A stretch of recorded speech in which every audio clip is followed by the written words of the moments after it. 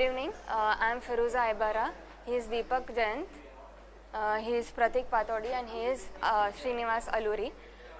We have designed an embedded system project called RCTB error detection, wherein here the main aim of our project is to develop a prototype of the existing real world problem for Indian Navy. Here the main aim of the project was to detect the enemy ship and to detect the error as to when the missile is hit, and after the hit of the missile to calculate the error. So first we had to detect there are two phases. The first detecting of the enemy ship, so the mother bot and the shooting bot will detect the enemy ship. The top camera, the radar, will calculate the distance, and thereafter the splash, that is the missile, will be hit, and then the error rate will be calculated. So the main thing was to detect the enemy ship and to detect the error rate. We have done our project in Scilab, which comprises of two modules. One is serial communication and the other one is SIVP. In serial communication we use only Zigbee module. Zigbee module is used to broadcast all the messages to the boats. Initially we used end-to-end communication. Later we shifted to the broadcast. We shifted to broadcast the messages. When the message is received by the boat, it will first check whether it is intended for it or not by checking its own address.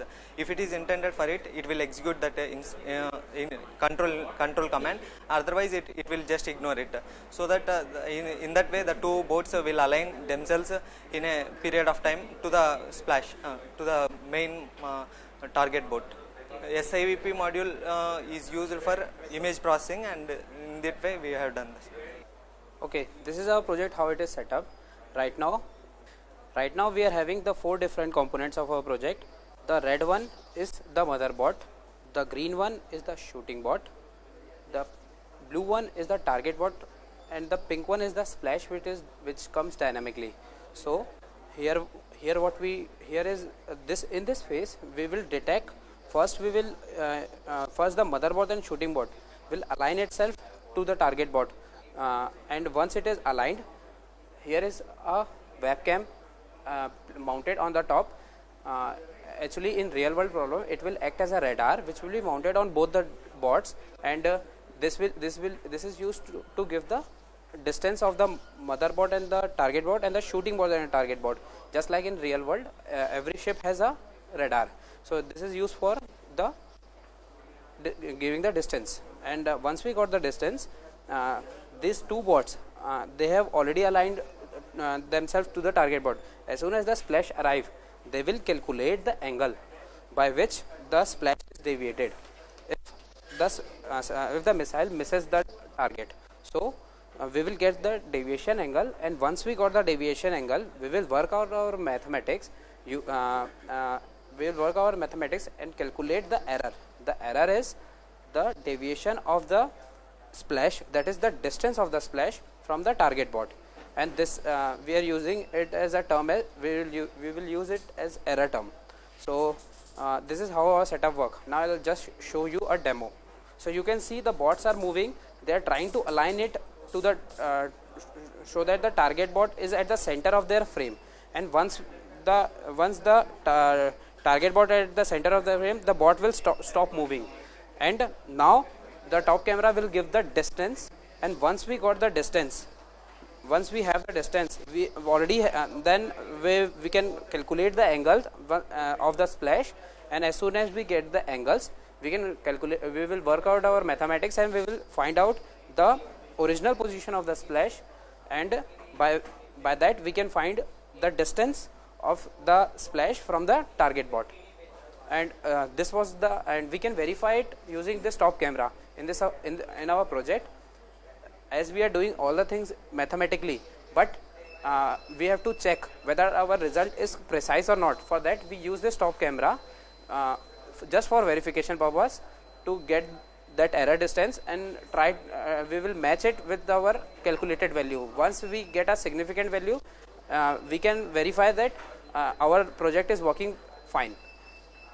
We can see that the image processing part is done very finely. We have already filtered all the colors which we want, and the screen is showing all the different components. It is showing the perspective of all the different 3 cameras, and we can see their filtering also just below them. And once we got those images, then working with that images helps us a lot. So we have done all this thing in Scilab, which was previously very slow, but we have find some of the ways using matrices and vectors to figure it out and make it, improve it, and now we can do this in runtime. So once this is done, it helps the project to work in runtime. Some of the main challenges we have faced is designing the whole project in Scilab. This is the first time we are doing in Scilab. Previously image processing were done in MATLAB, and this is the first time we are doing in Scilab, and we started from the scratch, and where codes were not available for Scilab. Right now the targets are not moving. The future work can be such that the target will keep a bot under the target blue color, so that the target also will move, and the motherboard and attacker bot will dynamically track the target. Right now it is, the target is fixed, and other future enhancement Splash can be dynamic. also in future, maybe the next future work can be, the flash is also static right now. We'll keep in future work we can keep a dynamic splash, say some projectile or something that will land somewhere.